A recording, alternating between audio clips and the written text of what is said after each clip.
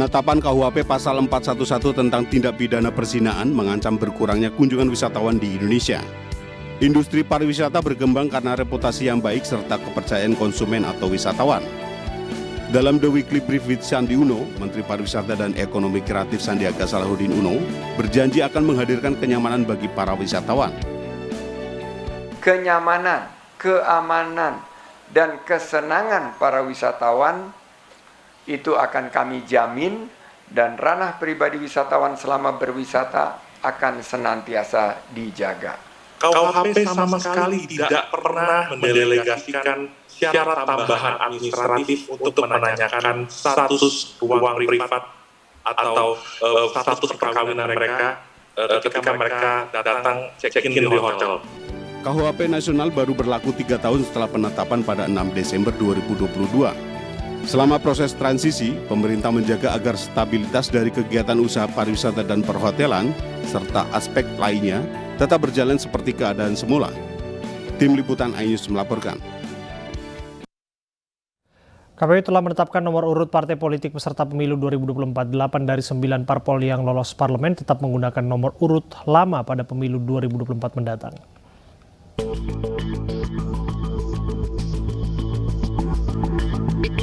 "17 partai nasional dan 6 partai lokal Aceh yang telah ditetapkan sebagai peserta pemilu 2024 hadir dalam rapat pleno penetapan nomor urut parpol pemilu 2024. 8 dari 9 parpol pemilik kursi di parlemen memilih menggunakan nomor urut lamanya di pemilu 2019 lalu. Hanya P3 yang mengembalikan nomor lamanya dan memilih nomor baru. Berdasarkan undian, Partai Persatuan Pembangunan akhirnya mendapat nomor urut 17. Sementara partai yang lolos berdasarkan nomor urut adalah nomor urut 1, Partai Kebangkitan Bangsa. Nomor urut 2, Partai Gerindra. Nomor urut 3, PDI Perjuangan. Nomor urut 4, Partai Golkar. Nomor urut 5, Partai Nasdem. Nomor urut 6, Partai Buruh. Nomor urut 7, Partai Gelora. Nomor urut 8, Partai Keadilan Sejahtera atau PKS. Nomor urut 9, Partai Kebangkitan Nusantara atau PKN. Nomor urut 10, Partai Hanura. Nomor urut 11, Partai Garuda. Nomor urut 12, Partai Amanat Nasional atau PAN. Nomor urut 13, Partai Bulan Bintang atau PBB. Nomor urut 14, Partai Demokrat. Nomor urut 15, Partai Solidaritas Indonesia atau PSI. Nomor urut 16, Partai Perindo. Dan nomor urut 17, Partai Persatuan Pembangunan atau P3. Selain 17 partai di tingkat nasional, di Provinsi Aceh akan ada 6 partai lokal yang juga akan bertarung mendapatkan kursi DPRD.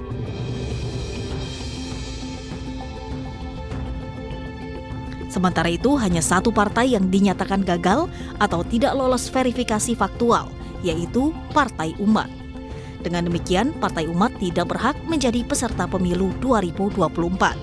Menanggapi hal ini pun, Partai Umat langsung mengajukan keberatan ke Badan Pengawas Pemilu. Hasil survei Poltreking Indonesia menunjukkan Anies Baswedan sebagai calon presiden terkuat di DKI Jakarta, Jawa Barat, dan Banten. Sementara Ganjar Pranowo menguasai wilayah Jawa Tengah dan Jawa Timur.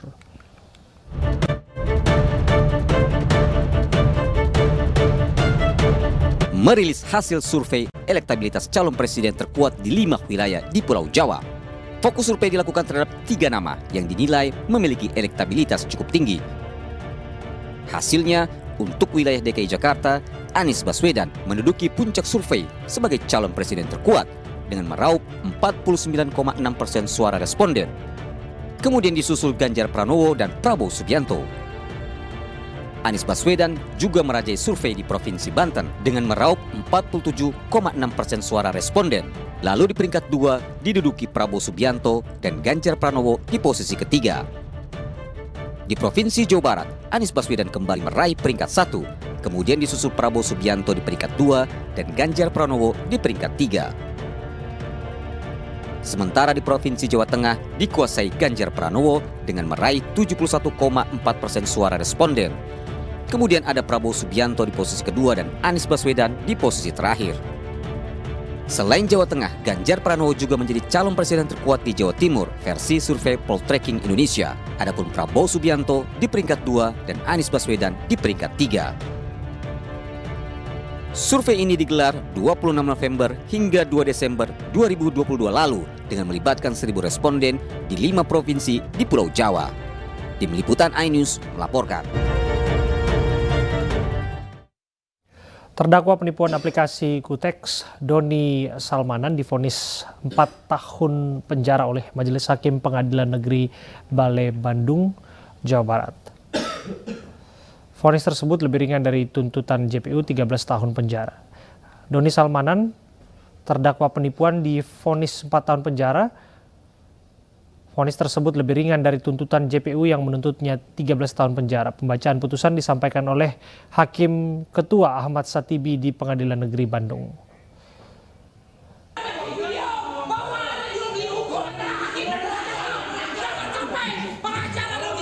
Puluhan korban yang menghadiri sidang mengaku kecewa terhadap putusan hakim. Kericuhan pun tak terhindarkan. Masa kecewa karena uang korban bukan dikembalikan malah disita negara.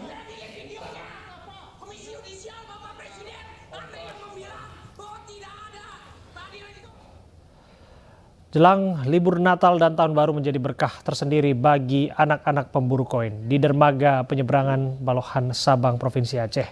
Anak-anak ini langsung terjun bebas ke laut dari ketinggian mencapai 6 meter lebih.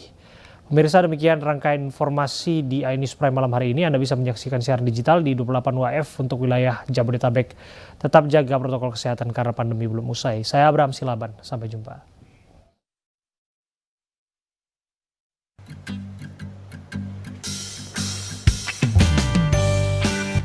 Muhammad Alif dan Fahrul Rozi merupakan dua bocah yang masih duduk di bangku sekolah dasar di Kota Sabang, nekat mengais rezeki dari kepingan logam yang dilempar bebas oleh penumpang kapal di dermaga Balohan Sabang setiap harinya. Bahkan mereka dijuluki sebagai anak koin. Anak-anak koin ini beraksi kala kapal hendak berlabuh dan berangkat di pelabuhan. Mereka mengaku mampu mengumpulkan uang kertas dan koin yang dilempar penumpang mulai dari 300 hingga 500 ribu rupiah per harinya. Kami kalau ada orang lempar koin senang. Sehari dapat berapa? 500 ribu. Kehadiran anak-anak koin ini menjadi hiburan tersendiri bagi wisatawan kala tiba dan berangkat dari dermaga kapal cepat dan lambat.